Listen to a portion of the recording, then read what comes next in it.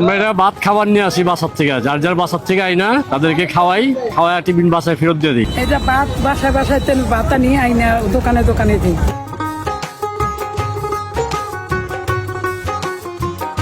চাঙ্গারিওয়ালা ঢাকার সোয়ারীঘাটের এক ভিন্ন পেশাজীবী মানুষের পেশাকে মানুষ ডাকেন চাঙ্গারিওয়ালা বলে, যাদের কাজ মানুষের বাড়ি বাড়ি থেকে খাবার সংগ্রহ করা এবং সেই খাবারের বাটিগুলো বিভিন্ন কর্মজীবী মানুষের কর্মস্থলে পৌঁছে দেওয়া। ওনাদেরকে আমরা বলি হচ্ছে কি আমাদের পুরান ঢাকার আর কি যেটা ডাক, আমরা পুরুষদের বলি ভাতালা, আর যে এখানে যারা মুরব্বীরা মহিলারা আছে তাদেরকে বলি আমরা ভাতালি। আর আর আমাদের এখান থেকে যেমন আপনারা বাইরে যারা আছেন তারা বলেন এটা হলো চাঙ্গারিওয়ালা। চাঙ্গারিওয়ালার নামটা সুন্দর।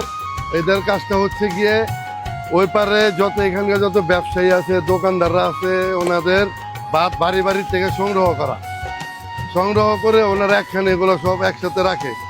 একসাথে রাখা হলে একটা টাইম অনুমান ধইরা ওনারা এখানে সব চাঙ্গারিতে ভরা সেরে ওনারা এই টলারে কইরা যার যার গন্তব্যস্থান থেকে রওনা দেয়, আইসা আমাদের পুরান ঢাকা সোয়ারীঘাট এখানে রাখার পরে এখান থেকে মাথায় করে নিয়ে এই চক বাজার আছে, মিটফোর্ড আছে, ইমামগঞ্জ আছে, তারপরে মৌলিবাজার আছে, তারপরে আপনার গিয়া হচ্ছে গিয়ে চুরিয়াট্টা আছে।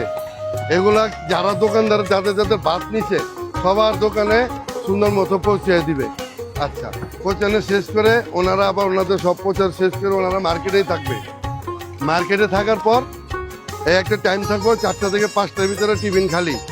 আবার এই টিফিনগুলো আবার যে দোকান থেকে দিছে ওগুলার থেকে আবার তুলে আবার এই চাঙ্গারিতে বৈশা এই যে চোখে তো দেখতে পারলেন এখন আবার নিয়ে গেছে গা, এখন আবার এখান থেকে যার যার বাসায় পৌঁছে দিবে।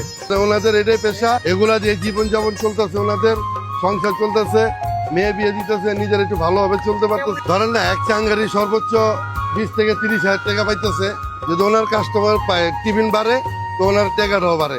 এগুলো মাসে সর্বনিম্ন 400 টাকা। এখানে কিছুটা আছে দূরে বাদ, এখানে আছে ধরেন আমার বাড়ি এখানে, আর ওনাদের চাঙ্গারি আছে ক্যানিগঞ্জ রাখছে, ওখানে সব একসাথে করে। ওখান থেকে ওই লোকটা এখানে আসে, তার কারণে আমার একটু বেশি দিতে হয়।